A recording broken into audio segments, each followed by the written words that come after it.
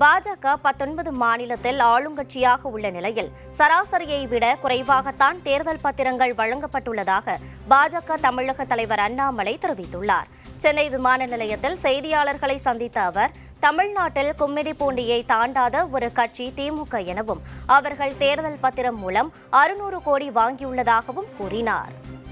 அதாவது திராவிட முன்னேற்ற கழகம் ஒரு மாநிலத்தில் கட்சி நடத்துறாங்க, 21 லோக்சபா இடத்துல நிக்கிறாங்க. எதுக்கு ஆயிரக்கணக்கான கோடி பணம் வேண்டும்? மம்தா பானர்ஜி இதே இந்திய கூட்டணியில ஒரு மாநிலத்தில் ஆட்சி நடத்துறாங்க, எதுக்கு 3300 கோடி ரூபாய் பணம் வேணும்? இவர் எனக்கு 100 ரூபாய் கொடுக்கும் பொழுது நான் அதை வாங்குகின்றேன். ஏன்?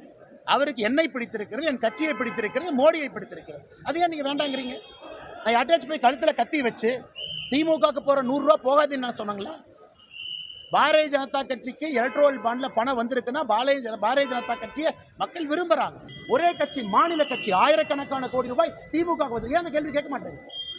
18 மாநிலத்தில் ஆட்சியில் இருக்கும், ப்ளூரேட்டை பிரிச்சு பாருங்க. 18 மாநிலத்தில் ஆட்சியில் இருக்கக்கூடிய பாரதிய ஜனதா கட்சி சராசரியாக திமுகவுக்கு வந்திருக்கக்கூடிய பணத்துல பாதி வந்திருக்கு. திமுக போய் கேளுங்க, கும்மடி கூண்டிக்குள்ள கட்சி நடத்தக்கூடிய திமுக இவ்வளவு பணம் போய் கேட்கணும். அந்த கேள்வி கேட்காம சுத்தி வள சென்னை கேட்கறது.